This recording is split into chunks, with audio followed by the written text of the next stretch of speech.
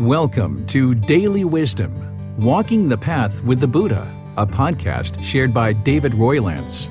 This podcast is dedicated to guiding you to completely eliminate the discontent mind and the suffering it causes by attaining enlightenment. Learn and practice the teachings of Gotama Buddha that will guide you to fully attain a peaceful, calm, serene, and content mind with joy. To support this podcast, visit patreon.com/support Buddha or visit buddhadailywisdom.com, where you will discover a full range of courses, retreats, and online learning resources to assist you on the path to enlightenment. Now, here's our teacher to share more.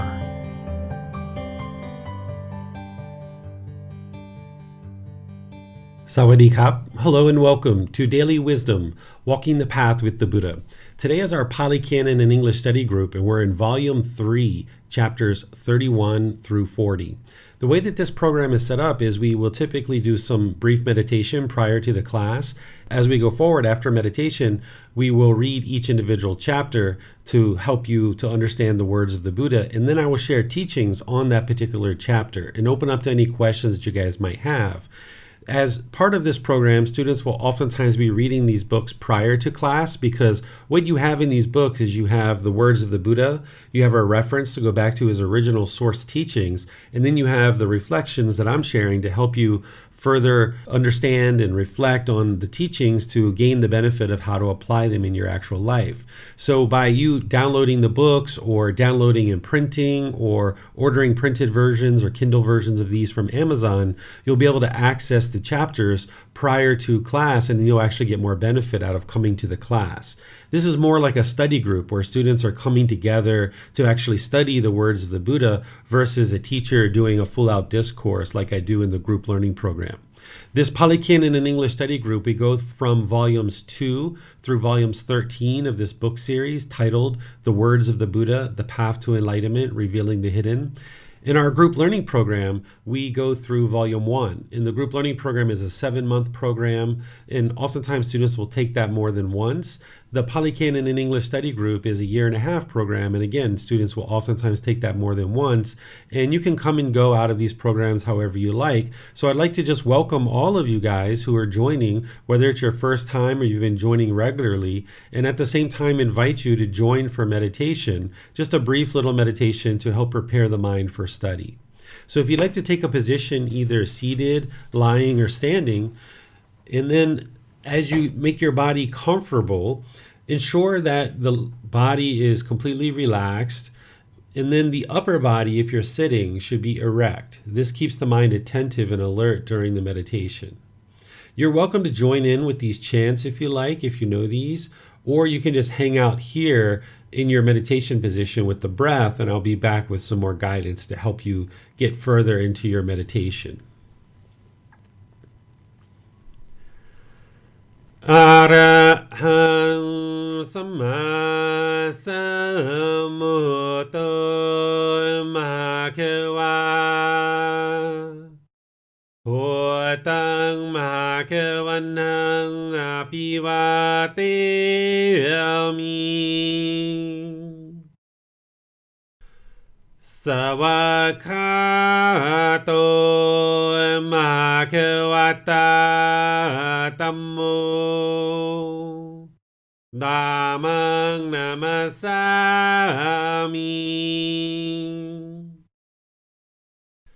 Supatipano Bhagavato Sāvaka Saṅkho Saṅghang Namami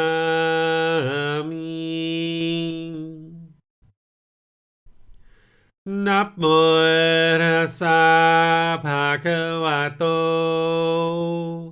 Arahato Samma Sambuddhassa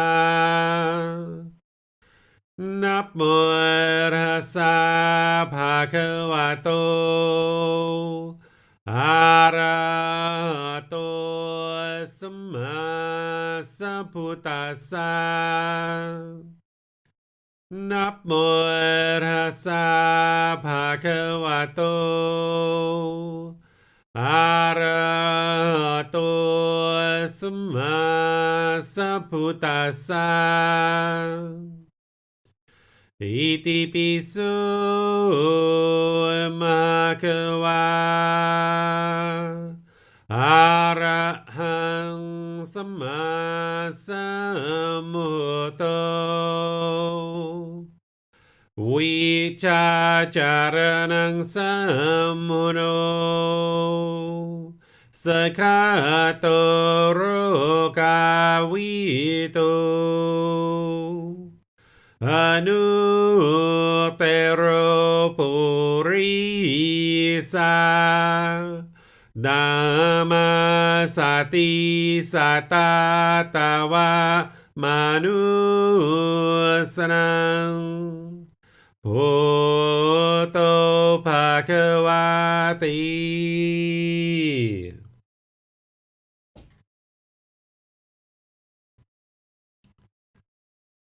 Okay, with the lower body and hands and arms completely relaxed, and the upper body erect, the eyes closed, just start breathing in through the nose and out through the nose.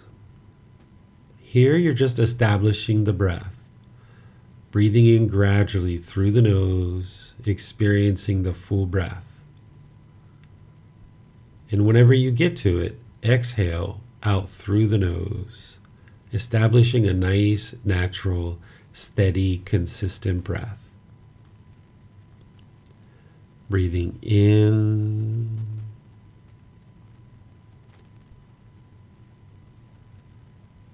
and out. With the breath established, start fixating the mind on the sound of the breath, either the sound coming into the nose or the sensation of air moving into the nose. The breath is the present moment. Fixate the mind on the breath, the present moment. Breathing in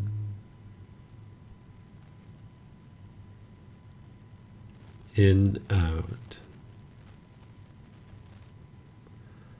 With the mind fixated on the breath, whenever you notice that the mind moves off the breath, cut that off, let it go, and come back to the breath. No need to observe the thought, label it, judge it, analyze it, or even try to figure out where it's coming from.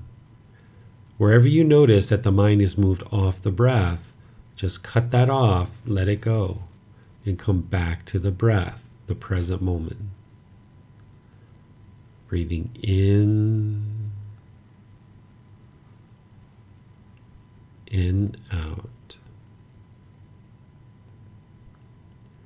I'm going to be quiet now and let you focus on the breath, cutting off and letting go anytime the mind moves off the breath. Breathing in and out.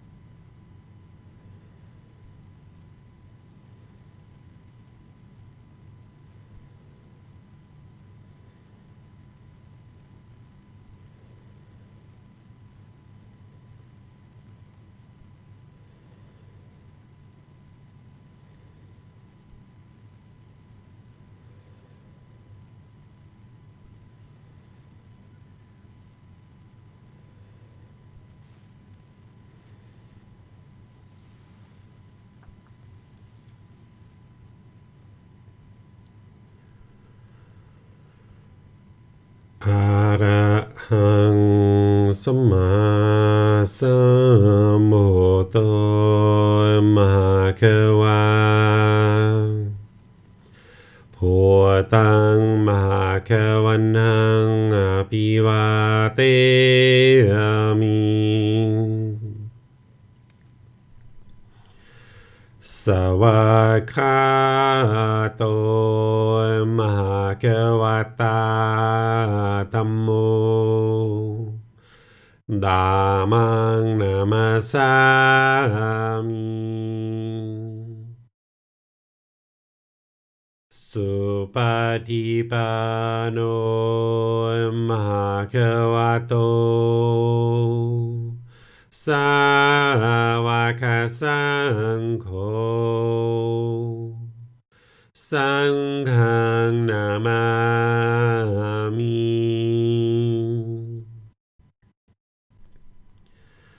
นะโมตัสสะภะคะวะโตอะระหะโตสัมมาสัมพุทธัสสะนะโมตัสสะภะคะวะโตอะระหะโตสัมมาสัมพุทธัสสะนะโมตัสสะภะคะวะโตอะระหะโตสัมมาสัมพุทธัสสะอิติปิโสมหะควาอะระหังสัมมาสัมพุทโธวิชาจารณังสัมมุโนสกขาโตโรกาวิโตอนุเตโรปุริสาธัมมาสติสัตตาตาวามนุสนังพุทโธภควาติ All right, if you guys would like to make your way out of meditation,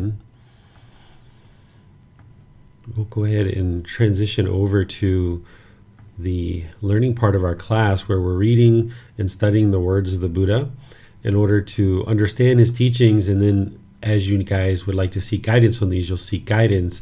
I'll be able to share teachings with you related to each individual chapter. But as you guys learn these, either prior to class or in class, it's important for you to be able to ask questions and get clarification. So I'll make sure that we have time for that. You can put your questions into Facebook, YouTube, or Zoom in the comment section, and I'll be able to see your questions there. And if you're in Zoom, you can electronically raise your hand and ask any questions or follow-up questions directly. So this first chapter, is there anybody in Zoom who would like to read this first chapter? I will try. Okay, wonderful. Panya. Chapter 31. Craving desire is the root of discontentedness. Whatever discontentedness arose in the past, or that arose rooted in craving desire, with craving desire at its source. For craving desire is the root of discontentedness. Whatever discontentedness will arise in the future, all that will arise rooted in craving desire, with craving desire at its source. For craving desire is the root of discontentedness. Whatever discontentedness arises, all that is rooted in craving desire, has craving desire at its source. For craving desire is the root of discontentedness. All right. Yes. Thank you, Panya. So here the Buddha is further elaborating, essentially really honing in on what he describes in the Four Noble Truths. The Four Noble Truths is the very first teaching that one would need to understand in order to get to enlightenment and even just start this journey, where you understand the problem in the unenlightened mind is discontentedness. The cause of that problem is craving, desire, attachment, that mental longing and strong eagerness, the mind's craving for things to be permanent. You understand the elimination of the problem is to eliminate craving, desire, attachment, and we use breathing, mindfulness, meditation, and generosity in order to do that. That's part of the training. And then the fourth noble truth is the way forward to completely eliminate all discontentedness is the Eightfold Path. So in the Four Noble Truths, the Buddha is helping you to understand in four simple statements the problem, the cause, the elimination, and the path forward. Where here he's just focusing in on what is actually causing these discontent feelings, because if you didn't understand what the cause was, you wouldn't actually be able to eliminate them. So you need to understand the cause in order to eliminate them. And the cause of all discontent feelings is craving, desire, attachment, this mental longing and strong eagerness. The enlightened mental state, one doesn't have any craving, desire, attachment, wants, expectations, clinging, this longing and yearning. The mind has eliminated all of that. So the mind can reside peaceful, calm, serene, and content with joy, no longer experiencing any discontent feelings. So here the Buddha is saying any discontentedness you or anybody else has experienced in the past, it's because of craving, desire, attachment. Anything that you or other people may experience in the future is because of craving, desire, attachment. Any discontentedness you're experiencing in the present moment is because of craving, desire, attachment. And you can reflect on this and independently verify it and see that it's true, that in all situations where you've experienced discontentedness, it's the mind's own craving, desire, attachment that's causing this.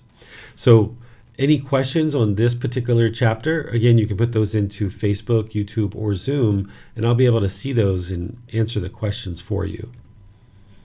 Okay, I'm not seeing any questions in Facebook or YouTube or Zoom. So let's move on to the next chapter, which is chapter 32. Would somebody like to read this chapter? I will try. Okay. I can also help too, Okay. Panya. If you and I would like to alternate, I can read one chapter, you can read one. We can go back and forth if you like. Yes. 7 principles to prosper and not decline. Brahmin, if the what change, I'm not sure what I can call, what change keep these 7 principles as long as these principles remain in force. The what change may be predicted to prosper and not decline. The following are the 7 principles that the Tathagata said to Venerable Ananda in the presence of Vasakara Brahmin. First, Ananda, the Vajrayans hold regular and frequent assemblies. Second, Ananda, the Vajrayans meet in harmony, break up in harmony, and carry on their business in harmony. Third, Ananda, the Vajrayans do not authorize what has not been authorized already, and do not abolish what has been authorized, but proceeds according to what has been authorized by their ancient tradition. Fourth, Ananda, the Vajrayans honor, respect, revere, and salute the elders among them, and consider them worth listening to. Fifth, Ananda, the Vajrayans do not forcibly abduct others, wives, and daughters, and compel them to live with them. Sixth, Ananda, the Vajrayans honor, respect, revere, and salute the Vajrayans' choice at home and abroad, not withdrawing the proper support made and given before. Seventh, Ananda, the Vajrayans make proper provision for the safety of arahants, so that such arahants may come in the future to live there, and those already there may reside in comfort. Ananda, so long as they keep these principles, the Vajrayans may be predicted to prosper and not decline. Okay, thank you, Panya. So here, the Buddha is sharing something in detail based on the natural law of Gama, of cause and effect, or action and result, that helps a population of people to prosper and not decline. Let me walk through and help you understand a few things in order to understand this chapter. First, the word Brahmin is an individual. This is essentially a Hindu priest who is practicing in order to help others and help others to improve their life. And during the lifetime of the Buddha, having grown up into a Hindu environment, there would have been various Brahmin priests that were around in the community sharing certain things to help the villagers and the people to learn and understand how to live a better life. So oftentimes the Buddha came in contact with Brahmin, and Brahmin would actually come and seek guidance from the Buddha to understand his teachings, because there were certain things that he understood that the Brahmin didn't understand. The next thing to understand here is that the Buddha oftentimes referred to himself as the Tathagata rather than a Buddha. What the Tathagata means is the one who's discovered the truth, or one who shares the truth. Because what a Buddha does is they independently discover the teachings that lead to enlightenment without the help of any teachers or any guides. They then dedicate the rest of their life to sharing those teachings with countless other people. And during their lifetime, countless people get to enlightenment during their lifetime because their wisdom is so deep and profound. And then they preserve the teachings in such a way that countless more people can get to enlightenment after their death. This is what makes a Buddha a Buddha. They independently discover the teachings, they dedicate the rest of their life to sharing those teachings with countless people, and countless people get to enlightenment during their lifetime. And then they preserve their teachings in such a way that others can get to enlightenment after their death. So they've discovered the truth and they share the truth. They are a Tathagata. And it's very rare for a Tathagata to exist in the world. There are some places that will tell you that everybody's a Buddha, but the Buddha himself did not say this. He did not refer to everybody as a Buddha. He did not refer to every enlightened being as a Buddha. Instead, he taught what enlightened beings are and how they're different from what an actual Buddha experiences. A Buddha is very rare in the world, and the last one that the world's currently aware of existed over 2,500 years ago. Then the Buddha here is talking to Ananda. Ananda is one of the Buddha's closest students. He was with the Buddha pretty much his entire 45 years of teaching.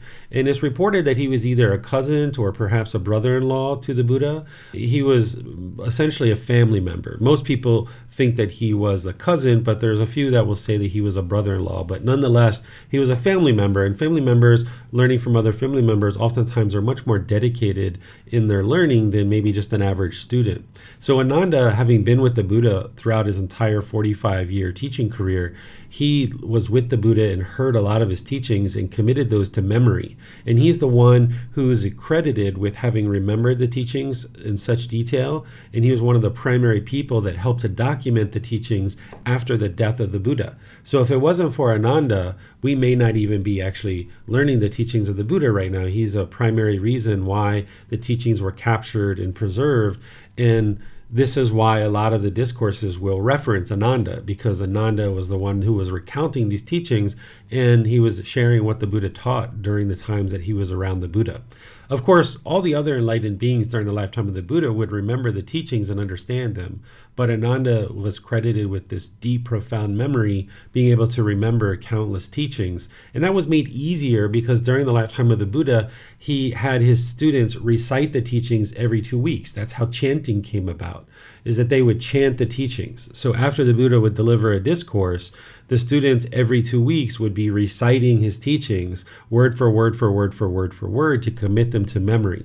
So Ananda did this for 45 years, every 2 weeks essentially, and that's why when the Buddha died, his students were able to remember the teachings, and the Buddha ensured that this was possible, that people were able to remember his teachings. So here, the Buddha is explaining through the natural law of Gama that a population of people, here the Vajans, or however we would like to pronounce that word, hold regular and frequent meetings, essentially. This population of people would come together and they would meet and they would talk and they would have discussions. So this is one criteria or principles that leads to the prosperous nature of a certain population. When they meet in harmony. They break up or in the meeting in harmony, and they carry on and conduct their business in harmony. There's not hostility and aggression and argumentative speech and bitterness and things like this, but there's harmony when they're meeting, when they're breaking up, and when they're carrying on their business. They're conducting that in harmony. The third thing that he's talking about here is, and also connected to the fourth as well, is he talks about the Vajjans do not authorize what has not been authorized already, and do not abolish what has been authorized, but proceed according to what has been authorized by their ancient tradition.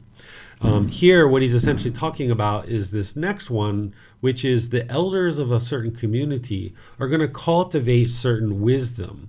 And this wisdom that elders cultivate, it gets carried on to the next generation, where the next generation is then able to build upon that wisdom and be able to then share more and more, because they're building upon that wisdom of any particular thing in the world.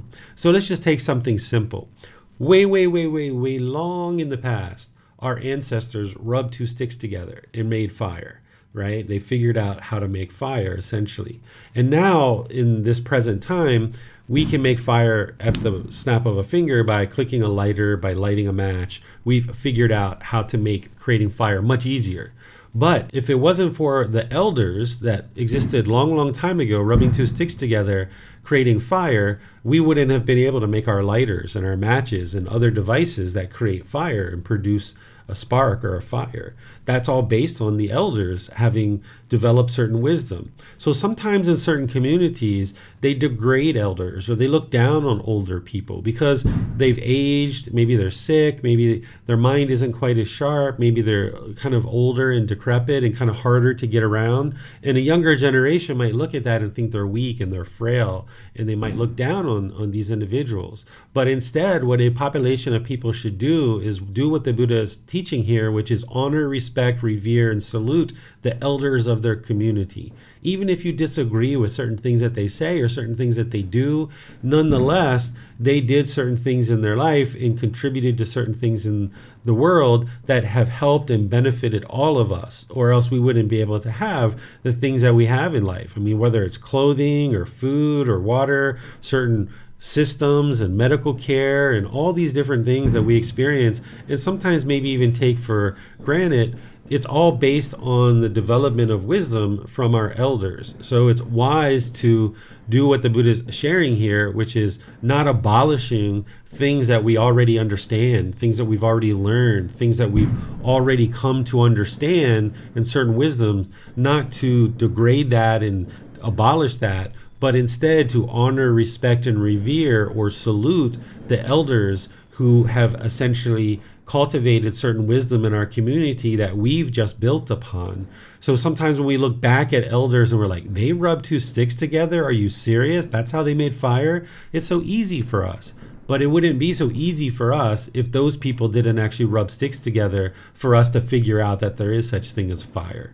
So when we're around elders, you should always be respectful. Always look to be polite, kind, friendly, and respectful, opening doors for elders, helping them, doing things that makes their life just a little bit easier because they've done things in their life that is helping us to make our life easier. So now that we're young, we're vibrant, we have full command and faculty of our body, then we can do things that will help elders to make it a little bit easy for them to live out the rest of their years in peace and comfort. This is an interesting one, number 5. It kind of gives us some insight into what was going on at the time. It sounds like that during the time there must have been other people who were abducting people's wives and daughters and compelling them to live with them. Where today we've learned that, yeah, this is extremely unwise. This is why in general, kidnapping is illegal. It's also illegal to rape or forcibly have sex with somebody.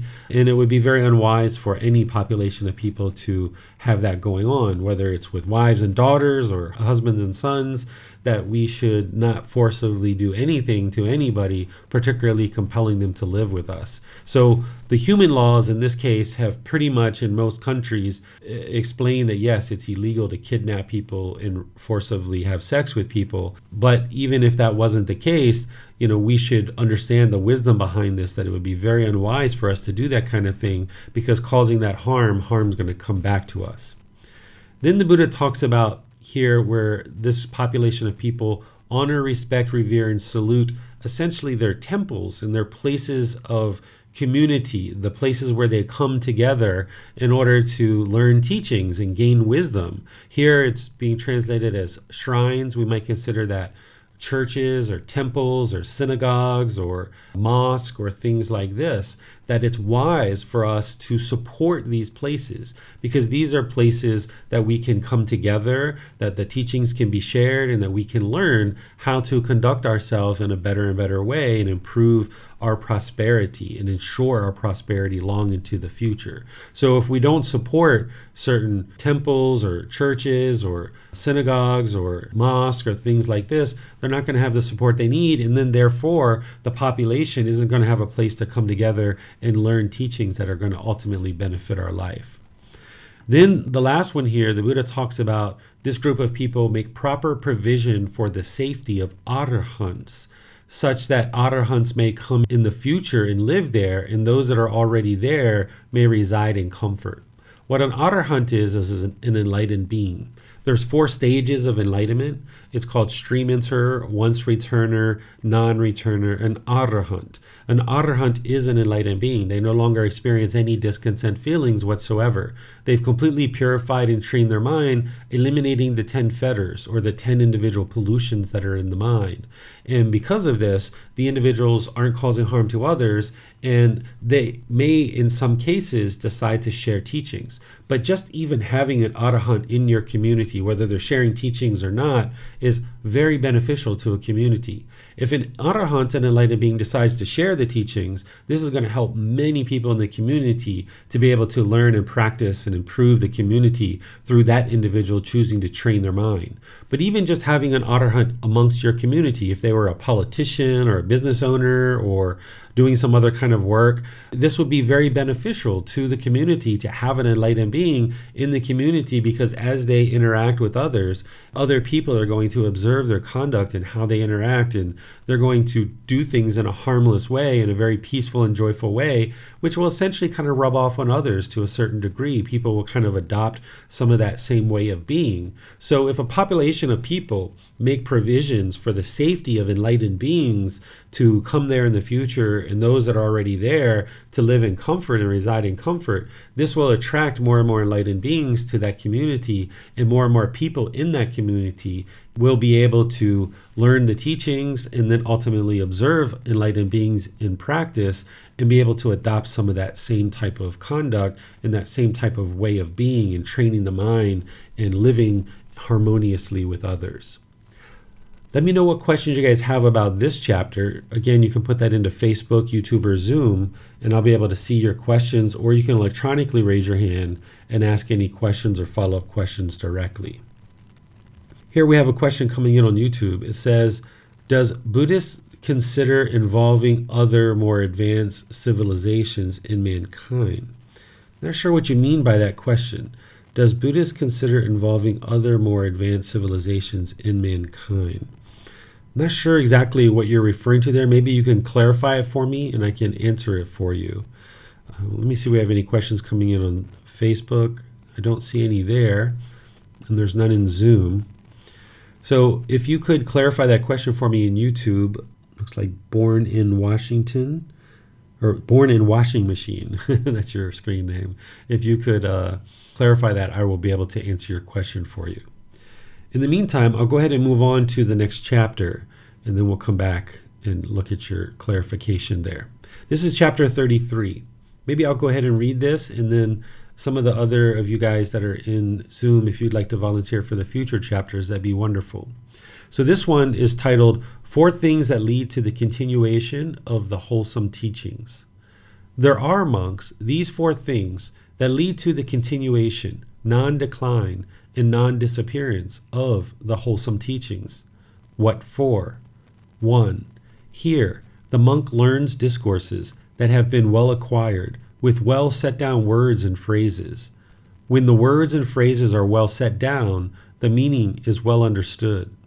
This is the first thing that leads to the continuation, non-decline, and non-disappearance of the wholesome teachings. 2. Again, the monks are easy to correct and possess qualities that make them easy to correct. They are patient and accept instruction respectfully. This is the second thing that leads to the continuation, non-decline, and non-disappearance of the wholesome teachings. 3. Those monks who are learned, heirs to the heritage, experts on the teachings, experts on the discipline, experts on the outlines, respectfully teach the discourses to others. When they have passed away, the discourses are not cut off at the root, for there are those who preserve them. This is the third thing that leads to the continuation, non-decline, and non-disappearance of the wholesome teachings. 4. Again, the elder monks are not luxurious and complacent, but they discard backsliding and take the lead in solitude. They arouse energy for the attainment of the as yet unattained, for the achievement of the as yet unachieved, for the realization of the as yet unrealized. Those in the next generation follow their example. They too do not become luxurious and complacent, but they discard backsliding and take the lead in solitude. They too arouse energy for the attainment of the as yet unattained, for the achievement of the as yet unachieved, for the realization of the as yet unrealized. This is the fourth thing that leads to the continuation, non-decline, and non-disappearance of the wholesome teachings. These monks are the four things that lead to the continuation, non-decline, and non-disappearance of the wholesome teachings. All right, let me share some things with you that during the lifetime of the Buddha, he knew that he had discovered the truth that leads to enlightenment. That's because his mind was peaceful, calm, serene, and content with joy, and he did it by himself. So he knew he was a Buddha, and he needed to consistently share his teachings over the remaining time of his life to help as many people as possible get to enlightenment. And his ultimate goal was for these teachings to reach the entire world, but he knew it wouldn't be during his lifetime. And that is due to the language that he spoke, that it was isolated to that region of the world, that travel during that time frame was somewhat hindered, that it wasn't easy to travel from one part of the world to the other. And in order for him to share teachings, they weren't written down. There was no internet. There was no telephone service or live streaming service or anything like that. So he would have needed to have physically gone to places and reside there for a significant period of time in order to help people get to enlightenment.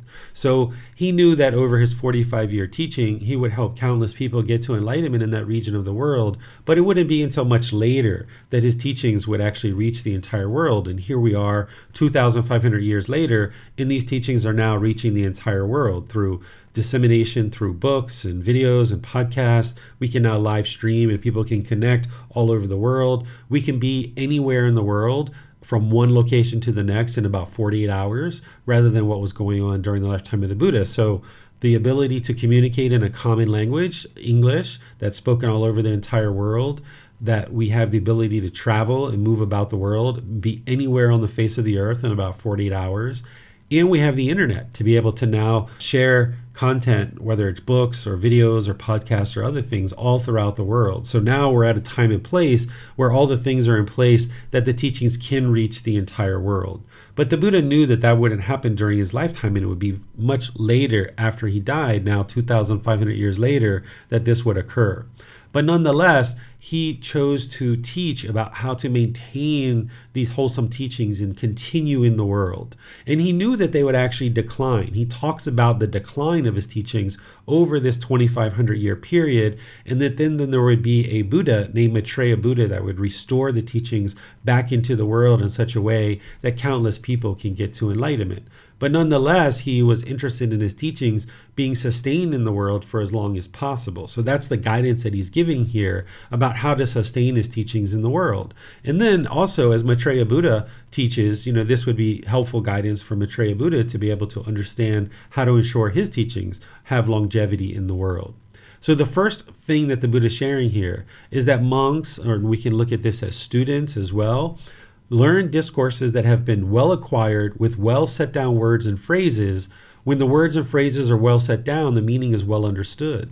So teachers who are sharing teachings, or people who are writing books and sharing videos and podcasts, we should be very attentive to the words that we're using. And those of you that are learning as students, if you have friends or family that are asking you questions, it's important to have well set down words and phrases. If we're haphazardly stringing words together, this wouldn't promote the best understanding of the teachings that would ultimately lead to enlightenment. So there's a certain attention, a certain determination and diligence and dedication to having well set down words and phrases. And I feel like the book series that I share and the content that I share, I feel like that's what I'm working to always ensure, that there are well set down words and phrases, because that's going to help you with your understanding and ensure that you're able to learn, reflect, and practice to experience the results of eliminating discontentedness from the mind.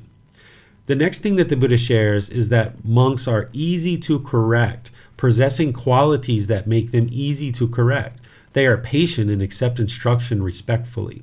So as part of getting to enlightenment, only a Buddha would be able to do that by themselves without the help of any teachers or guides. Everybody else is going to need teachers and guides to help them along the path. And one of the things that a teacher is doing, aside from presenting the teachings with well set down words and phrases, is they're helping a student to see certain aspects of their mind that they may not be seeing themselves. For example, the ego is in the mind of the unenlightened being. There's a certain amount of arrogance or pride, measuring and comparing. This is called conceit. And oftentimes the ego has a hard time seeing the ego, because the ego is so puffed up and is so boastful with this conceit, that the mind is so full of conceit that it really helps to have a teacher to be able to point that out.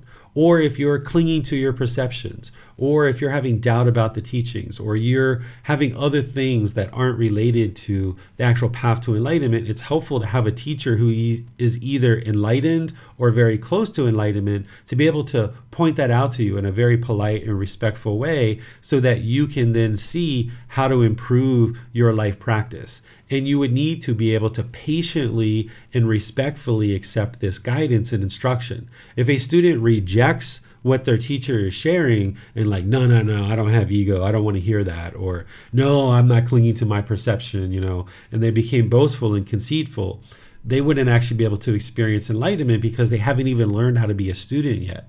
They haven't even learned how to be patient and accept guidance from their teacher respectfully. So it's very important that as we build a community of practitioners that have attained enlightenment, that an individual remain easy to correct and possess qualities that make them easy to correct, and that they're patient and respectfully accepting the guidance and instruction of a teacher. Even if they disagree with what a teacher is sharing, they might decide to respectfully ask questions to understand it further, because it's common for a student to disagree with a teacher, but oftentimes when a student is disagreeing with a teacher, oftentimes it's because the student hasn't necessarily understood properly, or the teacher maybe isn't communicating in the most thorough way. So if a student remains patient and respectful and asks questions of the teacher, then they can understand, not allowing discontentedness to arise in the mind, but instead remaining patient and respectful, asking for clarification in situations where they need clarification. The third one here, the Buddha is talking about monks who are learned, heirs of the heritage, experts on the teachings, experts on the discipline, experts on the outline, respectfully teach the discourses to others. And then when they pass away, the discourses aren't cut off at their root. So if people have acquired a certain amount of wisdom, it's very important that a certain number of those people decide to share the teachings. Not every enlightened being is going to choose to teach. As I mentioned, there'll be enlightened business owners and politicians and other people, food servers, taxi drivers, things like this. We'll need all those people to be enlightened in the world. That will be very helpful for the entire world. But there'll need to be a certain number of people who are sharing the teachings. And the way that this occurs is that an individual might choose to share the teachings, and they might have a certain proficiency in communicating the teachings. And people in the community support those teachers to be able to then give up their career and any kind of worldly pursuits like that and be able to focus solely on sharing the teachings. Because if somebody gets to enlightenment and they're a master in the teachings, they have the capability to teach, but they choose not to teach, then the teachings don't come into the world for other people. So it's very wise for a community of individuals to support someone who is able to share the teachings, because then that individual is available for many people in the community to be able to then learn the teachings. If we don't support people in the community to be able to share the teachings as a teacher, then the teachings are going to decline. But if we're interested in supporting the continuation of these teachings as the Buddha is sharing here, then we would find ways to ensure that these people have the opportunity to share, because they've become experts on the teachings, who are very learned and well disciplined and understanding the teachings and are able to share them effectively. And then the fourth one the Buddha talks about here is all about complacency and backsliding. If senior members of a community, here the Buddha is referring to elder monks, if they are not luxurious and they're not complacent in their practice, and they consider backsliding something they're uninterested in, instead they stay dedicated to attaining the as yet unattained. So if somebody hasn't attained the jhanas yet, they stay dedicated and arouse energy to attain the jhanas. Or if they haven't attained certain stages of enlightenment, they arouse energy and they stay dedicated and diligent to attaining one of the 4 stages of enlightenment and continuing to progress towards the stage of enlightenment as an arahant. If they remain uncomplacent, but instead determined, dedicated, and diligent, now by those senior members of the community remaining dedicated and diligent, not being complacent, then other younger members of the community can see that and use it as a role model, so that now those younger generations will also not be complacent. They will not backslide. What backsliding is that if you build up your meditation practice to a certain point, for example, and then you go like a day or two without meditating, what backsliding would be is like you allow that to turn into 5 days or a week or 3 weeks or 5 weeks where you haven't been meditating, or you haven't been coming to class, or you haven't been reading books, you haven't been seeking guidance from your teacher. This is backsliding. But if you remain not complacent, if you remain dedicated, determined, and diligent, okay, if you miss a day or 2 of meditation, get right back on it. Stay dedicated and determined to your meditation practice. If you allow the mind to become complacent, then you're going to experience backsliding, and this is going to affect you, and it's also going to affect the people around you. If you're a parent, for example, and your children see that you're regularly complacent, that you're unmotivated, unenthusiastic, your students are going to tend to adopt that same way of being.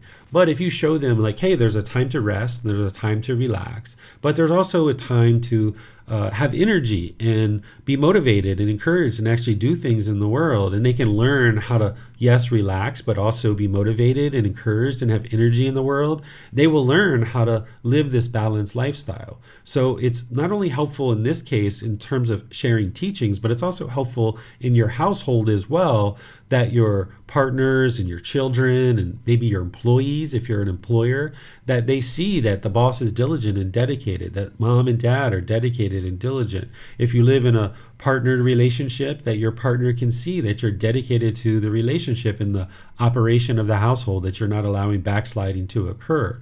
But as it relates to the teachings of the Buddha, if we ensure that we're not complacent and we stay dedicated to attaining the as yet unattained, then the younger generation can see that, and they will consistently work towards improvement in the condition of their mind through developing their life practice as well. What questions do you guys have on this chapter? Again, you can put that into Facebook, YouTube, or Zoom, and I can see your questions, or you can electronically raise your hand and ask any questions or follow-up questions directly. I don't see a clarification question on YouTube, so perhaps that person has stepped away. And I don't see any questions in Facebook either, or in Zoom. So that means that you guys must be understanding things to a certain degree. So let me move on to the next chapter. And what I'm going to do with this next chapter, Max, thank you for raising your hand that you volunteered to read. What I'm going to do with this next chapter is basically just help you guys understand. It's the exact opposite of the one that we just taught. Max, you can read the next one after this if you like. This particular chapter is just sharing exactly the opposite. That essentially the way that the teachings decline and the way that they disappear is that people learn discourses with badly set down words and phrases, and then therefore the meaning is badly understood. That people are difficult to correct, and they're impatient, and they do not accept instruction respectfully. That those who are masters and experts on the teachings, they do not share the teachings respectfully. They don't essentially share with students in a respectful manner. And then the last one, the Buddha is talking about how senior members of the community are luxurious. They are complacent. They do backslide. They're not dedicated and determined and diligent. They don't arouse energy to attain the jhanas and attain the 4 stages of enlightenment. And because of that, it leads to the decline of the teachings. So I'll just move on to the next one, because that's just the opposite of the one we just read. So this is chapter 35. Max, if you'd like to read that one, you're welcome to. Thank you, sir. Conditioned objects are impermanent. Monks, conditioned objects are impermanent. Conditioned objects are unstable.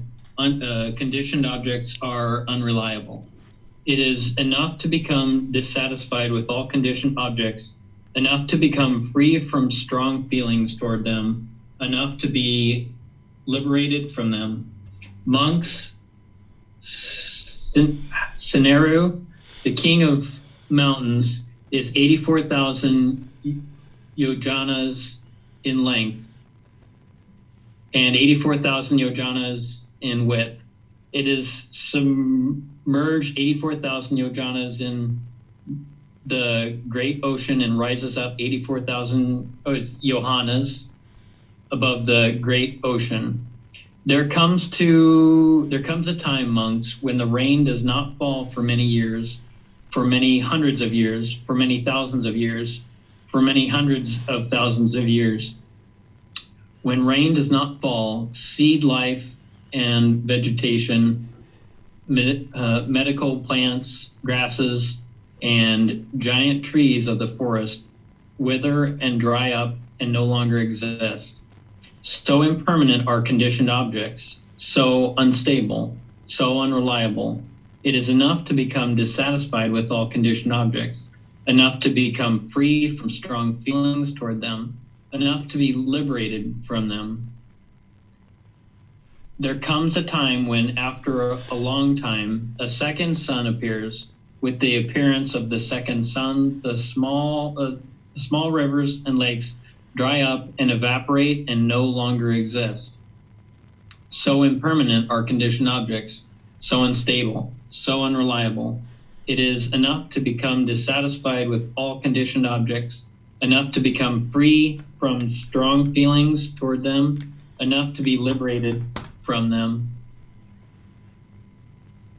There comes a time when, after a long time, a third sun appears. With the appearance of the third sun, the great rivers, the Ganges, the Yamuna, the Akaravati, the Sarabu, the Mahi dry up and evaporate and no longer exist. So impermanent are conditioned objects, so unstable, so unreliable. It is enough to become dissatisfied with all conditioned objects, enough to become free from strong feelings toward them, enough to be liberated from them. There comes a time when, after a long time, a fourth sun appears. With the appearance of the sun, the great lakes from which those great rivers originated, Anada, Sahapapada, Rathakara, Kamunda, Kamala, Chadanta, Mandakini, dry up and evaporate and no longer exist. So impermanent are conditioned objects, so unstable, so unreliable. It is enough to become dissatisfied with all conditioned objects, enough to become free from strong feelings toward them, enough to be liberated from them. There comes a time when, after a long time, a fifth sun appears. With the appearance of the fifth sun, the waters in the great ocean sink by 100 yohanas, 200 yohanas, 300 yohanas, 400 yohanas, 500 yohanas, 600 yohanas, 700 yohanas. The water left in the great ocean stands at the height of 7 palm trees, at the height of 6 palm trees, 5 palm trees, 4 palm trees, 3 palm trees, 2 palm trees, a mere palm tree. The water left in the great ocean stands at the height of 7 fathoms, 6 fathoms, 5 fathoms, 4 fathoms, 3 fathoms, 2 fathoms, a fathom, 1.8 meters, half a fathom, up to the waist, up to the knees, up to the ankles. Just as in the autumn, when thick drops of rain are pouring down, the waters stand in the hoof prints of cattle here and there, so the waters left in the great ocean will stand here and there in pools the size of the hoof prints of cattle. With the appearance of the 5th sun, the water left in the great ocean is not enough to even to reach the joints of one's fingers. So impermanent are conditioned objects, so unstable, so unreliable. It is enough to become dissatisfied with all conditioned objects, enough to become free from strong feelings toward them, enough to be liberated from them. There comes a time when, after a long time, a 6th sun appears. With the appearance of the 6th sun, this great earth and Seneru, the king of mountains, smoke, fume, and smolder. Just as a potter's fire, when kindled, first smokes, fumes, and smolders, so with the appearance of the 6th sun, this great earth and Seneru, the king of mountains, smoke, fume, and smolder. So impermanent are conditioned objects, so unstable, so unreliable. It is enough to become dissatisfied with all conditioned objects, enough to become free from strong feelings toward them, enough to be liberated from them. There comes a time when, after a long time, a 7th sun appears. With the appearance of the 7th sun, this great earth and Seneru, the king of mountains, burst into flames, blaze up brightly, and become one mass of flame. As the great earth and Seneru are blazing and burning, the flame, cast up by the wind, rises even to the Brahma world, heavenly realm. As Seneru is blazing and burning, as it is undergoing destruction and being overcome by a great mass of heat, mountain peaks of 100 yohanas disintegrate. Mountain peaks of 200 yohanas, 300 yohanas, 400 yohanas, 500 yohanas disintegrate. When the great earth and Seneru, the king of mountains, are blazing and burning, neither ashes nor soot are seen. Just as when ghee or oil are blazing and burning, neither ashes nor soot are seen, so it is when this great earth and Seneru, the king of mountains, are blazing and burning. So impermanent are conditioned objects, so unstable, so unreliable. It is enough to become dissatisfied with all conditioned objects, enough to become free from strong feelings toward them, enough to be liberated from them.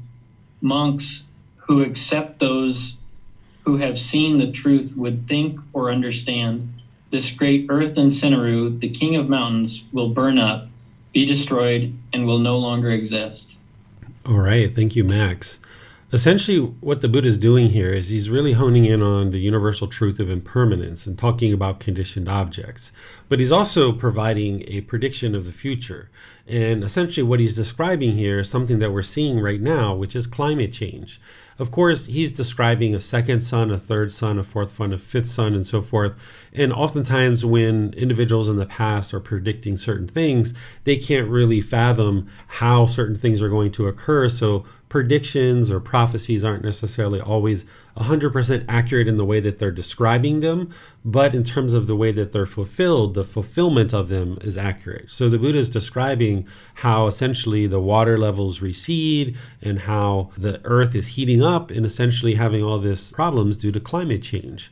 And then he's using this to be able to reinforce his universal truth of impermanence, which is independently verifiable. What he taught as part of the universal truth of impermanence is that all conditioned objects will arise, they will change, and they will fade away.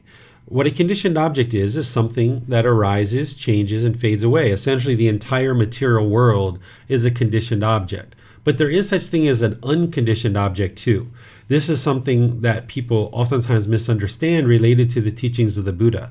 People think that the Buddha taught that everything is impermanent, but he never said everything is impermanent. He said unconditioned objects are impermanent. They arise, change, and fade away. So for example, your mobile phone is a conditioned object because at one time it wasn't a mobile phone. Bits and pieces and parts were put together for it to arise as a mobile phone. It now changes, it gets scratches, the screen breaks, the software slows down or what have you, and then eventually it'll fade away and it will no longer exist as a mobile phone. Your relationships are impermanent. Your clothing is impermanent. The physical body is impermanent. Your income and your bank account is impermanent. All these things around us are impermanent. They're conditioned objects. They arise, change, and fade away. But there's something called an unconditioned object, like enlightenment itself, or the natural laws of existence, or unconditional love. They don't arise, they don't change, and they don't fade away. So an enlightened being has removed the conditions that are causing the mind to experience discontentedness. And when you remove those conditions, the mind is enlightened because the mind is now unconditioned. And now this enlightened mental state is permanent. And the same thing with the natural laws of existence. The natural laws of existence that existed during the lifetime of the Buddha are the same natural laws that exist now. And that's why his teachings are just as applicable now as they were back then. His teachings are timeless because these natural laws, they don't arise, they don't change, and they don't fade away. So what he described as the teachings that are the natural laws of existence, they're just as applicable during his lifetime as they are now. What has changed and has been affected by impermanence is people's understanding of the teachings or the resources, the books, the things that are explaining the teachings of the Buddha. That is what's been affected by impermanence. But the natural laws themselves are not impermanent. They are unconditioned. So here the Buddha is explaining how all of these environmental things are impermanent. And then he says, who except those who have seen the truth would think or otherwise understand that this great earth will burn up, be destroyed, and no longer exist, right? Because if you understand the universal truth of impermanence, then you understand that the earth and humanity is not permanent. It's not possible for the earth and humanity to be permanent. Oftentimes, human beings are craving and longing and yearning for the world to be permanent or for humanity to be permanent. But for someone who has seen the truth, as the Buddha is explaining here, someone who has seen the truth will understand all these conditioned things are impermanent, and it's just not possible for the earth, and he didn't say this, but humanity to be permanent. It's just not possible because of the universal truth of impermanence. And those who understand this universal truth would understand this. So that's what he's essentially getting to. Let me know what questions you guys have on this chapter. Again, you can put that into Facebook, YouTube, or Zoom, and I'll be able to see your question and then answer it for you.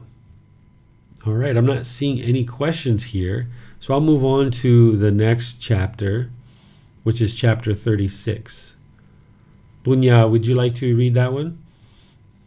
Maybe Punya stepped away. Okay. Oh, there you are. Oh, I can try it. Okay. Sorry for some noise.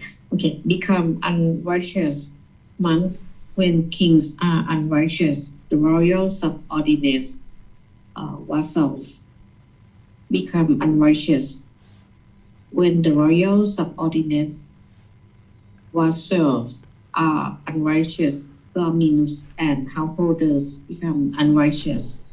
When Brahmins and householders are unrighteous, the people of the towns and countryside become unrighteous. When the people of towns and countryside are unrighteous, sun and moon proceeds of cause. When the sun and moon proceeds of cause, the constellations and the stars proceeds of cause. When the constellations and the stars proceeds of cause, day and night proceeds of cause.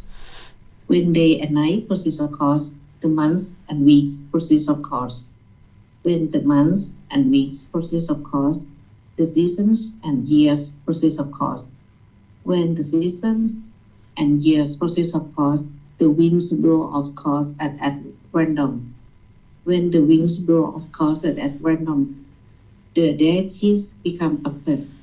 When the deities are obsessed, sufficient rain do not fall. When sufficient rain do not fall, the crops ripen irregularly. When people eat crops that ripen irregularly, they become short-lived, ugly, weak, and sickly. Then the Kathakata explained in the above in detail with the opposite causes, with the opposite results. Monks, when kings are righteous, the royal subordinates vassals become righteous. When sufficient rain falls, the crops ripen in season. When people eat crops that ripen in season, they become long-lived, beautiful, strong, and healthy. All right. Thank you, Punya.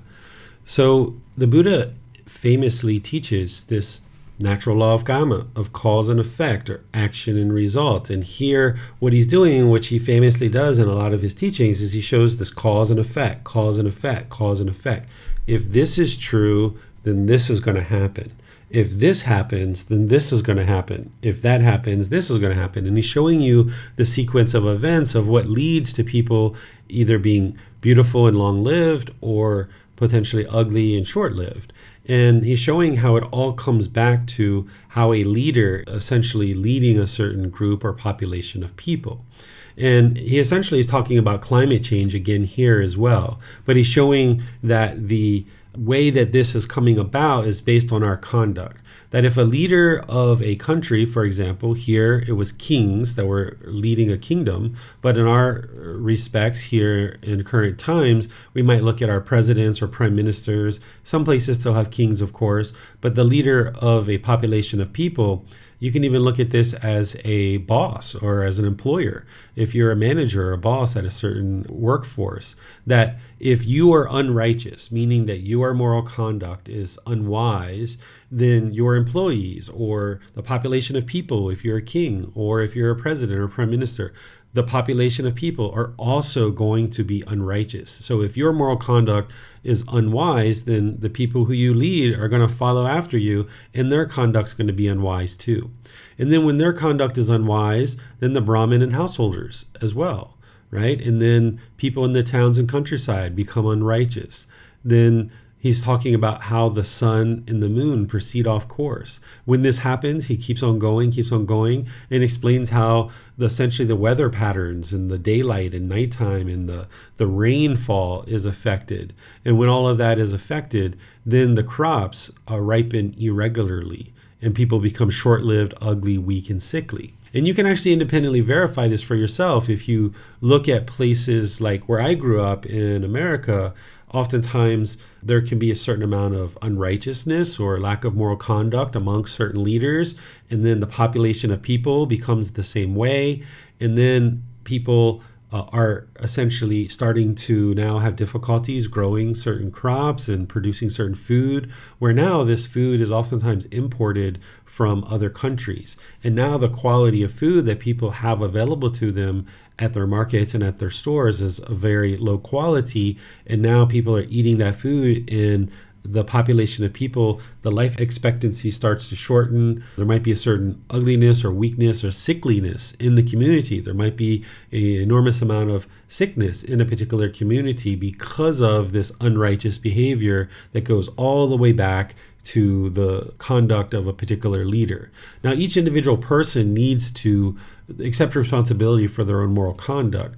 But if you're in a leadership position, whether you're the leader of a family or you're the leader of a company, or you're the leader of a particular country, it's very wise to ensure that you work on developing your wisdom about good moral conduct, because the people who are around you and follow you, whether it's your children, your employees, or a population of people, they're going to follow whatever it is that you do because you're setting the example. And this will help a community of people be more prosperous, and they'll be able to have food that is actually healthy and that leads to strength and healthiness in the body. What questions do you guys have on this chapter? Okay, again, I'm not seeing any questions here, so I'll just move on to the next chapter, which is chapter 37. I'll go ahead and read this one. It's titled Causes of a Decrease in People's Lifespan. The king established guard and protection, but he did not give property to the needy, and as a result, poverty became widespread. Thus, from the not giving of property to the needy, poverty became widespread. From the growth of poverty, the taking of what was not given increased. From the increase of theft, the use of weapons increased. From the increase of weapons, the taking of life increased. And from the increase in the taking of life, people's lifespan decreased. Their beauty decreased. And as a result of this decrease of lifespan and beauty, the children of those whose lifespan had been 80,000 years lived for only 40,000 years. Thus, from the not giving of property to the needy, the taking of life increased, and from the taking of life, lying increased. From the increase in lying, people's lifespan decreased. Their beauty decreased, and as a result, the children of those whose lifespan had been 40,000 years lived for only 20,000 years. Thus, from the not giving of property to the needy, the speaking evil of others increased, and in consequence, people's lifespan decreased, their beauty decreased, and as a result, the children of those whose lifespan had been 20,000 years lived only for 10,000 years. Thus, from the not giving of property to the needy, sexual misconduct increased, and in consequence, people's lifespan decreased, their beauty decreased, and as a result, the children of those whose lifespan had been 10,000 years lived for only 5,000 years. And among the generation whose lifespan had been 5,000 years, two things increased: harsh speech and idle chatter, in consequence of which people's lifespan decreased, their beauty decreased, and as a result, the children of those whose lifespan had been 5,000 years lived, some for 2,500 years, and some for only 2,000 years. And among the generation whose lifespan was 2,500 years, craving and anger increased, and in consequence, people's lifespan decreased, their beauty decreased, and as a result, the children of those whose lifespan had been 2,500 years lived for only 1,000 years. Among the generation whose lifespan was 1,000 years, false opinions increased, and as a result, the children of those whose lifespan had been 1,000 years lived for only 500 years. And among the generation whose lifespan was 500 years, three things increased: incest, excessive greed, and unwholesome practices increased. And as a result, the children of those whose lifespan had been 500 years lived, some for 250 years, some for only 200 years. And among those whose lifespan was 250 years, these things increased: lack of respect for mother and father, for aesthetics and Brahmin, and for the head of the community. Thus, from the not giving of property to the needy, lack of respect for mother and father, for aesthetics and Brahmins, and for the head of the community increased. And in consequence, people's lifespan and beauty decreased. And the children of those whose lifespan had been 2.5 centuries live for only 100 years. Monks, a time will come when the children of these people will have a lifespan of 10 years, and with them, girls will be marriageable at 5 years old, and with them, these flavors will disappear: ghee, butter, sesame oil, molasses, and salt. Among them, kurdusa grain will be the chief food, just as rice and curry are today. And with them, the 10 courses of moral conduct will completely disappear, and the 10 courses of evil will prevail exceedingly. For those of a 10-year lifespan, there will be no word for moral. So how can there be anyone who acts in a moral way? Those people who have no respect for mother or father, for aesthetics and Brahmins, for the head of the community, will be the ones who enjoy honor and prestige. Just as it is now, the people who show respect for mother and father, for aesthetics and Brahmin, for the head of a community, who are praised and honored, so it will be with those who do the opposite. Among those of a 10-year lifespan, no account will be taken of mother or aunt, of mother's sister-in-law, or teacher's wife, or of one's father's wives, and so on. All will be promiscuous in the world, like sheep, fowl, and pigs, dogs and jackals. Among them, fierce hostility will prevail, one from another, fierce hatred, fierce anger and thoughts of killing, mothers against child, and child against mother, father against child, and child against father, brother against brother, brother against sister, just as the hunter feels hatred for the beast he stalks.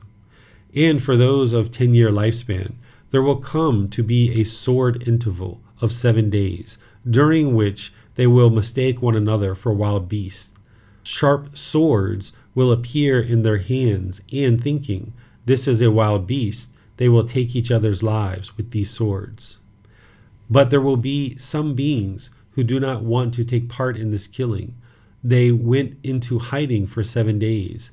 Then at the end of the 7 days, they will emerge from their hiding places and rejoice together as one community, saying, wholesome beings, I see that you are alive. So let us now do good. And through having undertaken such wholesome things, they will increase in lifespan gradually from 10 years back to 80,000 years again. And in that time, an Arahant, fully enlightened Buddha named Maitreya will arise in the world. All right. So what the Buddha is explaining is the time frame that we're in right now. He talks about this change in terms of all these things that are happening on a moral level. And there's this constant degrading of society to the point where people are killing each other, people are promiscuous and having casual sex with anybody, people are fighting and lying and taking all kinds of difficulties in terms of their moral conduct. And he's talking about how the lifespan of individuals is completely declining. But essentially what he's referring to is he's talking about the lifespan of humanity. Like right now, we're at a point in time where it is said that if we don't improve our decisions about the environment, that humanity only has a very limited amount of time to continue to exist. But if this Maitreya Buddha, the new Buddha, comes into the world and shares teachings that can be helpful and teaches people this good moral conduct and how to eliminate craving, anger, and ignorance, now the entire world can learn these teachings, and now the lifespan of humanity can increase back to 80,000 years, where we will now exist for another 80,000 years from this point in time. So he's explaining what we're experiencing right now in today's time frame, and he's going through all the details and explaining that for us. What questions do you guys have on this particular chapter? Okay, I'm not seeing any questions anywhere in YouTube, Facebook, or Zoom. So I will go ahead and move to the next chapter. There's a lot to read here that will really help you guys if you'd like to read the part that I've shared there. Chapter 38. Would somebody like to read Craving, Anger, and Ignorance? Okay, go ahead, Punya. You can read if you like. Craving, anger, and ignorance amongst wanderers of other communities may ask you, friends, there are these three things. What three? Craving, greed, anger, hatred, and ignorance, devotion, unknowing of true reality. These are the three. What friend is the distinction, the disparity, the difference between them. If you are asked this, how would you answer? Monks, if wanderers of other communities should ask you such a question, you should answer them as follows. following grief. Foreign is slightly blameworthy, responsible for wrongdoing, but slow to fade away. Anger, hatred is very blameworthy, responsible for wrongdoing, but quick to fade away. Ignorance, delusion is very blameworthy, responsible for wrongdoing, and slow to fade away. Suppose they are, but friends, what is the reason? An arising craving arises, and arising craving increases and expands. You should answer an attractive object for one who attends carelessly to an attractive object. An arising craving arises, and arising craving increases and expands. This friend is the reason an arising craving arises, and arising craving increases and expands. Support their acts, but what friend is the reason an arising anger arises, and arising anger increases and expands. You would answer a repulsive object for one who attends carelessly to a repulsive object. An arising anger arises, and arising anger increases and expands. These friends is the reason an arising anger arises, and arising anger increases and expands.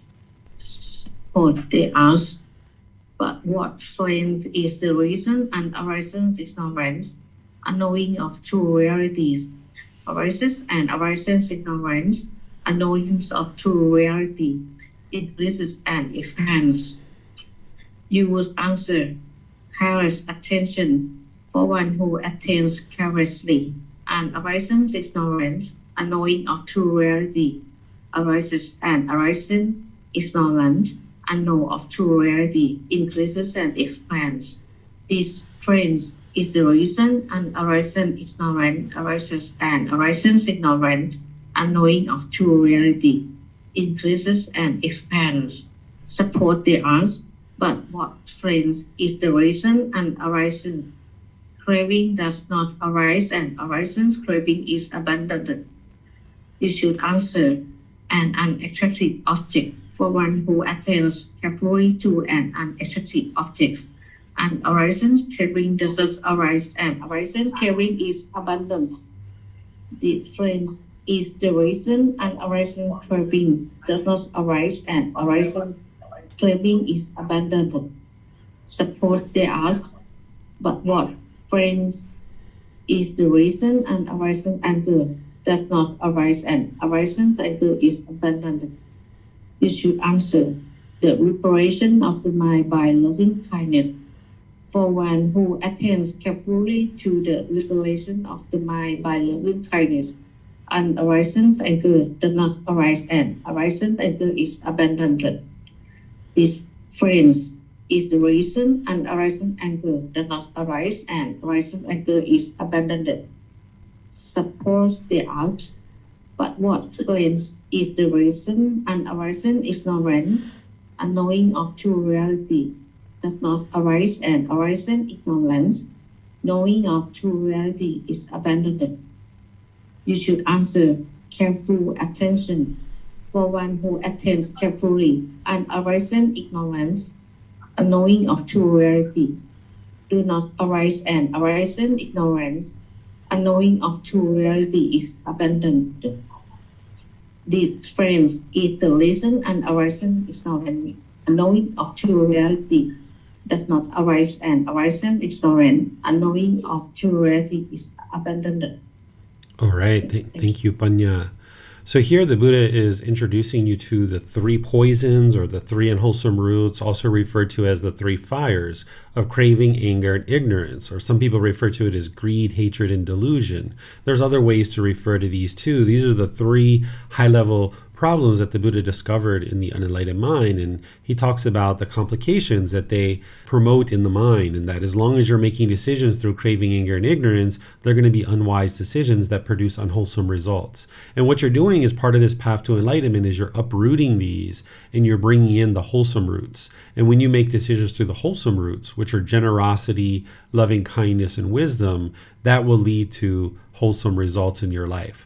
I explain these in Volume 1, Chapter 8 in detail, and this is the Buddha's detail on the 3 poisons or the 3 unwholesome roots or the 3 fires. I suggest that if you haven't yet read Volume 1, Chapter 8, that you should go look at that chapter, because that's where you'll be able to see very clearly what the 3 poisons are and explain to you in a way that also shares the antidotes as well. Do you guys have any questions on any of the 3 poisons? Okay, I'm not seeing any questions here. So I will move on to chapter 39, and I will read this one for you guys. It's titled, 8 Qualities Are Fit to Share This Message. Monks. A monk who is possessed of 8 qualities is fit to share this message. What are the 8? Herein, monks. 1. A monk is a listener. 2. One who engages others to listen. 3. One who assesses or analyzes. 4. One who recollects, recalls, remembers. 5. One who is a knower or wise. 6. One who is an expounder, so explains. 7. One skilled in recognizing accordance and non-accordance. 8. One who is not a maker of arguments. Who to some high assembled council comes, wavers not, nor in discourse fails, nor hides the teachings, nor speaks in doubtfulness, and who being questioned is not agitated. A monk like this is fit to share this message.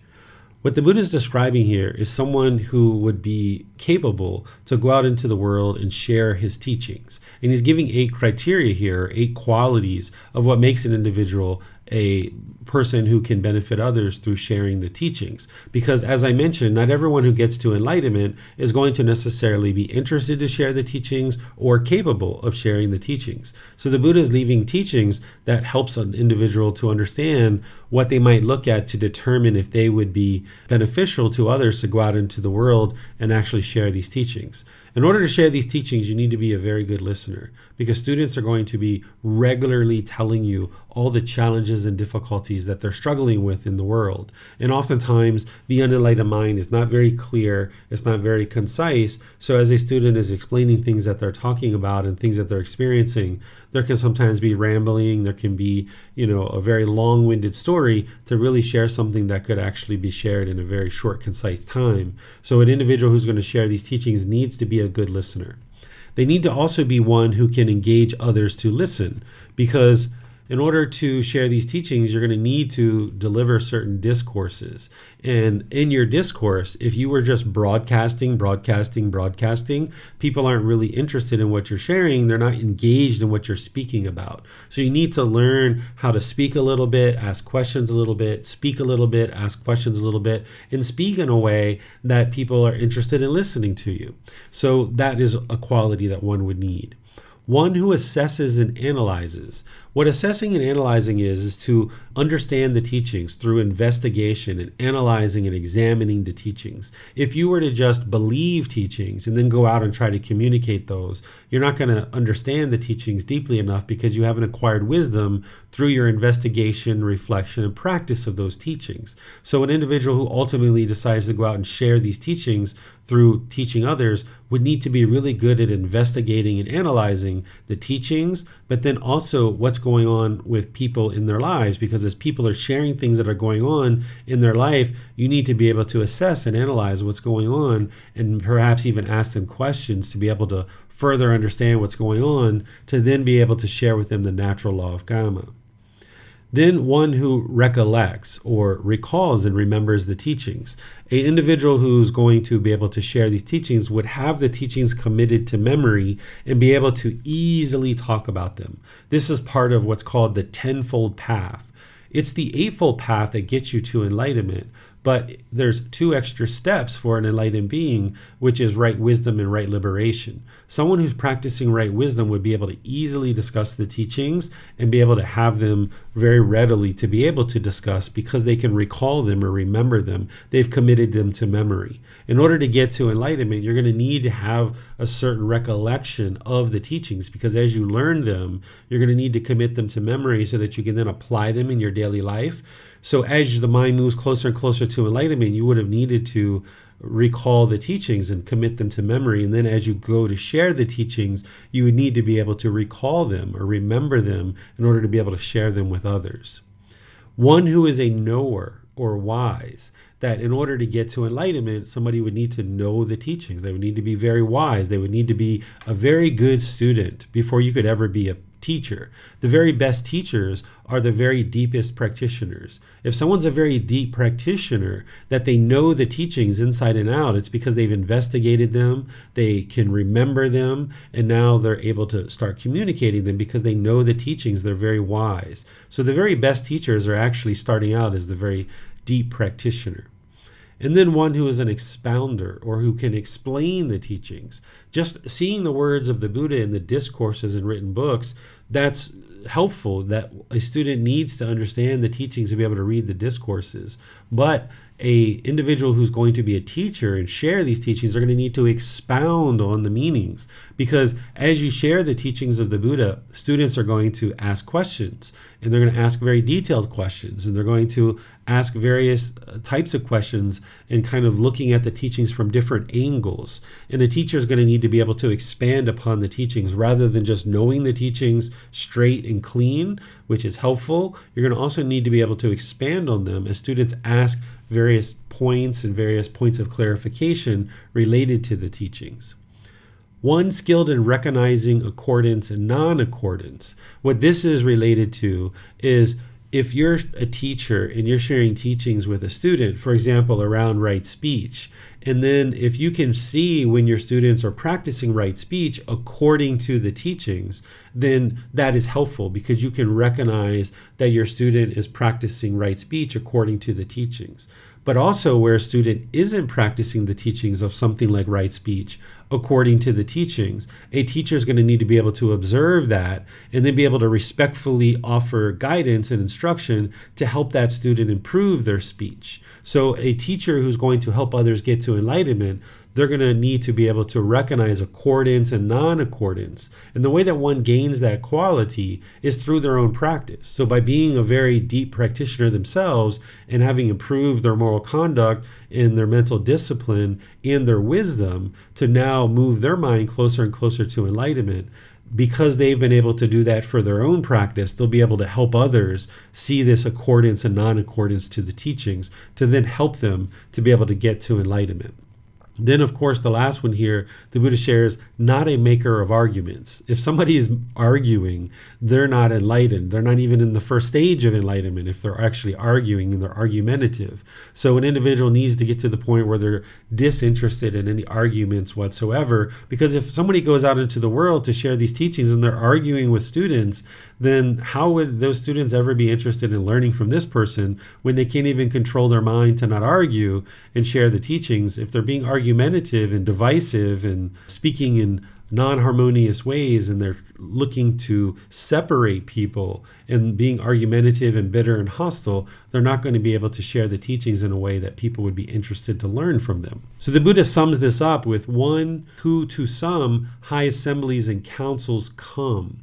What he's saying here is like people who are like in our day and time, maybe like kings or queens or government officials and people like this. If an individual is really wise and they have these 8 qualities that the Buddha teaches, then they will be able to teach all levels of society. Even though an enlightened being doesn't view society as having different levels, they just view everybody as equal. In society, people view different levels of society. So people who are at different levels of society would be interested in learning from an individual who's very wise. So these high assembly councils would come to this person for guidance. And during that time, when maybe like a famous superstar or a celebrity or a president or politician or a king or queen comes for guidance, they would not waver in their discourses, would not fail, and they wouldn't hide the teachings from other people. So they would be able to be calm and confident even when they're talking to a king or a queen or a president or somebody that's in a high position or a very wealthy business owner or a celebrity or something like this. And they're not hiding the teachings, and they're not speaking in doubtfulness. Somebody who's very close to enlightenment or enlightened, they would not have any doubt in their mind. They would know 100% certainty that these teachings indeed led to their enlightenment, and they would have no doubt whatsoever. They would be very confident. The opposite of doubtfulness is confidence. So they would have confidence in the teachings themselves and be able to speak to anybody, not hiding the teachings and not wavering in their discourses and in their discussions.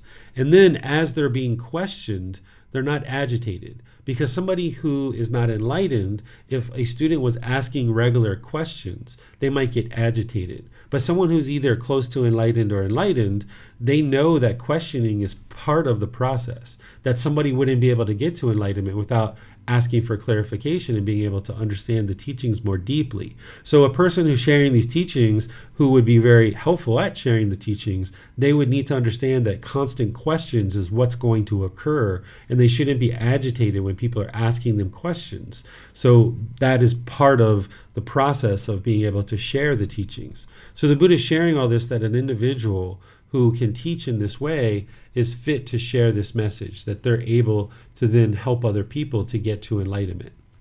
What questions do you guys have about these 8 qualities that the Buddha is sharing here?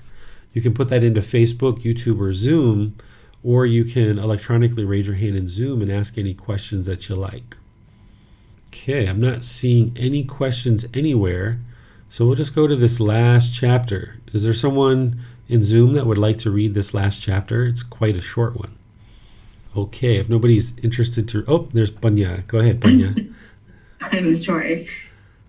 I will not speak of falsehood even as a joke, even so unwise and empty.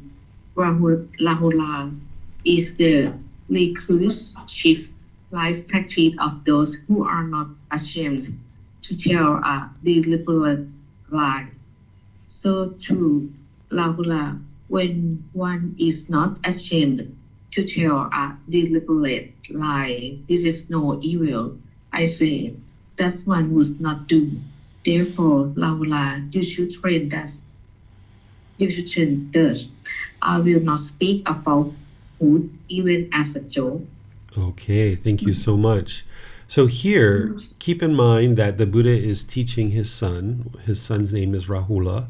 Oftentimes people think that the Buddha left his family and turned his back and never came back, but that's not true. The Buddha left for 6 years, leaving his family in a royal palace, very well taken care of, and then he went out into the world to work on his own mind and getting to enlightenment. And then having done that, he was able to then return and help countless people, including his family. His son becomes the very first novice to ordain. His wife ordains, his mother ordains, his cousins and stuff ordained, to the point where his father came to him in misery and displeasure and pleaded with him to stop to ordain members of the royal family, because he was craving permanence, of course, that he wanted this royal family to continue. And because they were all leaving to join the Buddha, there were not the ability for the royal family to continue. So here the Buddha is speaking to his son Rahula, and he's saying that the recluseship, or the life practice of those who are not ashamed to tell a deliberate lie, it's unwise, or it's empty, because they're interested in telling deliberate lies, so they haven't really built a solid foundation for their life practice yet. When one is not ashamed to tell a deliberate lie, there is no evil, I say, that one would not do.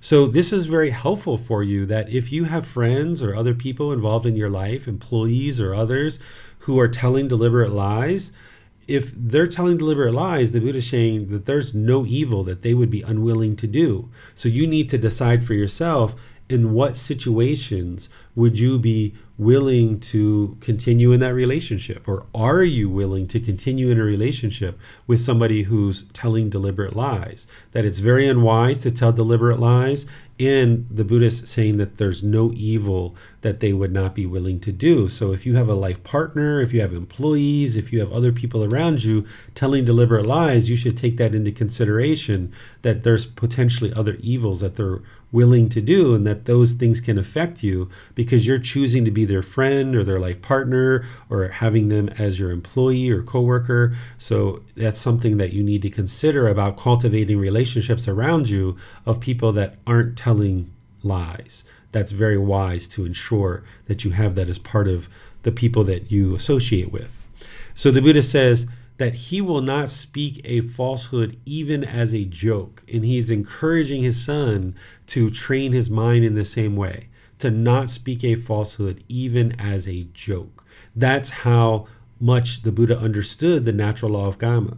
Because in the 5 precepts, which I'm going to be talking about tomorrow in the group learning program, that he teaches not to have falsehoods, not to speak with false speech, to be a true speaker, one to be relied on, not a deceiver of the world, because you can develop barami, the one who people listen to. This word barami, it's a Thai word that means the one who people listen to.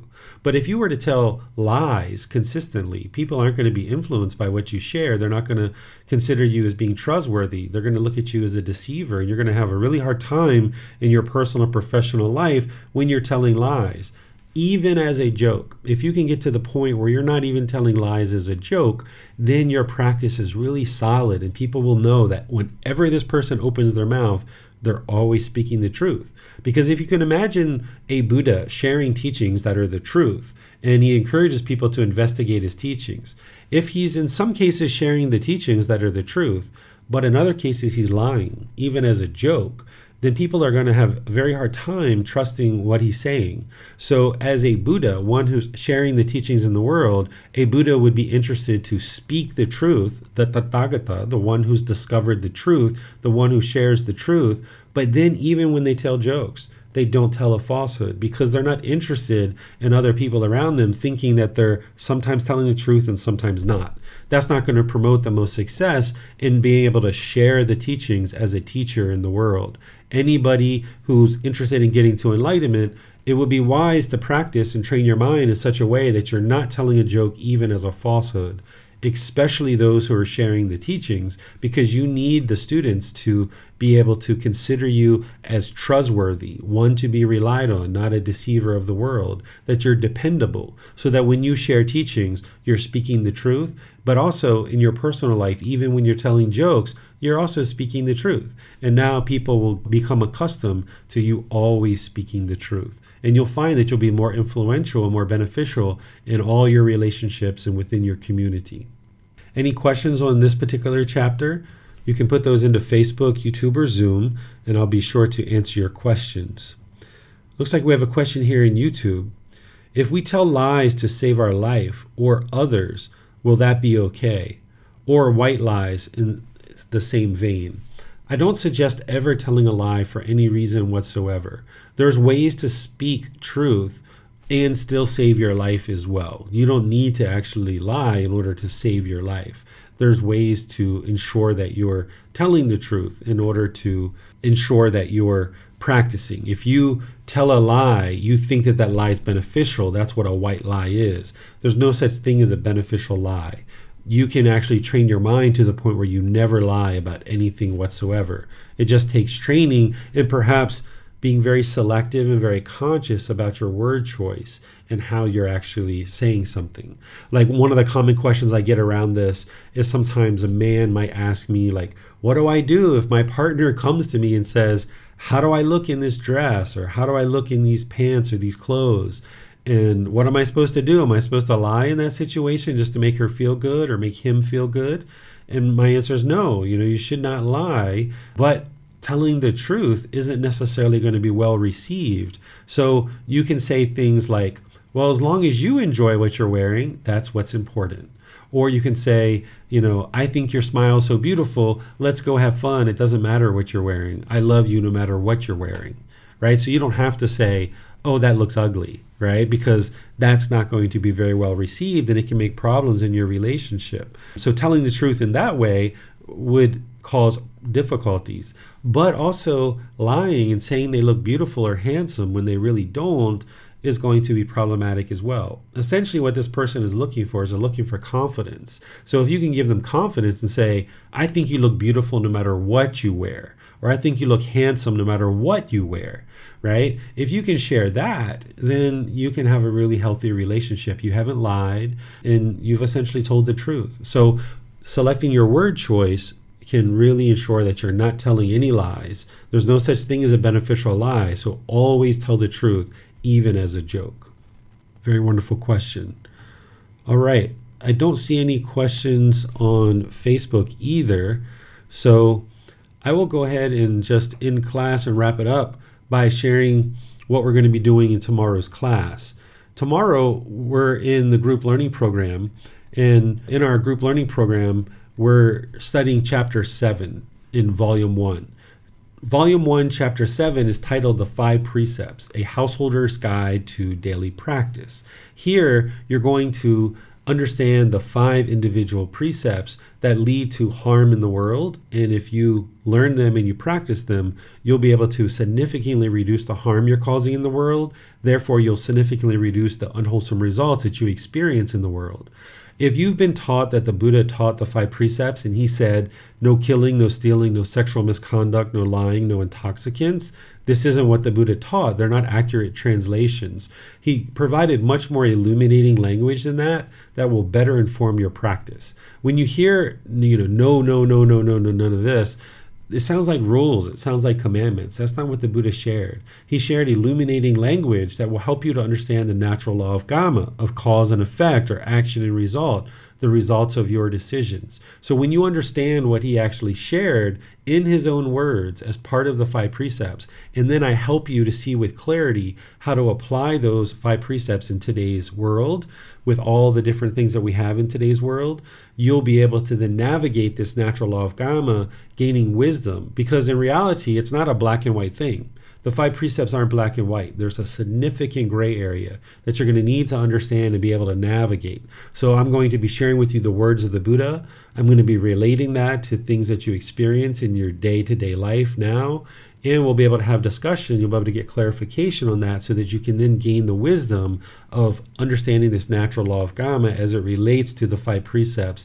And then your practice will be more informed and you'll be able to make wise decisions that leads to wholesome outcomes. And then on Wednesday, we're going to be doing the 4th part of our 4-part series on Buddhist chanting.